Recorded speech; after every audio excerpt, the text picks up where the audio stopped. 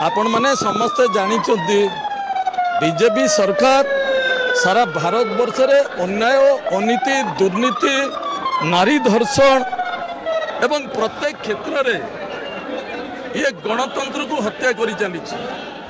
आज जो आमर विक्षोभ चली विजु जनता दल तरफ आमर पूर्वतन मुख्यमंत्री विजु जनता दल सभापति नवीन पट्टनायक निर्देश क्रमे आज आमर विक्षोभ करा जायछि। ए विक्षोभर कारण होछि पंचायत राज व्यवस्था को संकुचित करुचंती। पंचायत राज त्रिस्तरीय पंचायत राज करा जायछि, जो गणतंत्र गठन करा जायछि, जो बड़ी भाव में क्षमतार विकेंद्रीकरण कले शासन ठीक भाव में हो पारिबो, किंतु क्षमतार विकेंद्रीकरण को एमाने कौन प्रकार न मानी बीजेपी सरकार चेयरमैन क्षमता को संकुचित कराउचंती, राजनेता मानकर क्षमता को संकुचित कराउचंती।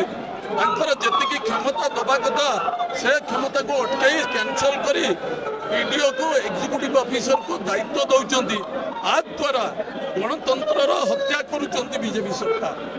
तेणु आमे सेथिपाई जेहेतु गणतंत्र को हत्या करुचंती सेथिपाई विजु जनता दल तरफ ए विक्षोभ चली। ये बीजेपी सरकार अन्याय नीति चलिब नहीं। अरे पंचायत इलेक्शन कहीं तो लड़े आउ चेयरमैन आउ सरपंच नोमिनी आउ कहीं इलेक्शन लड़े से तो क्षमता किसी रही से कहीं इलेक्शन लड़े। आर अर्थ जो त्रिस्तरीय पंचायत राज को हत्या करुचंती, गणतंत्र को हत्या करुचंती, क्षमतार विकेंद्रीकरण करा जाउ नहीं, क्षमता को संकुचित करके हत्या करुचंती। बीजेपी सरकार को सेथिपाई दृढ़ भाव में निंदा करुचु, प्रतिवाद करुचु। जदि ए कथा को ठीक बाट को नब बीजेपी सरकार राज रास्तार गाँ गहली निश्चित लड़े हम एक कथा समर्थन।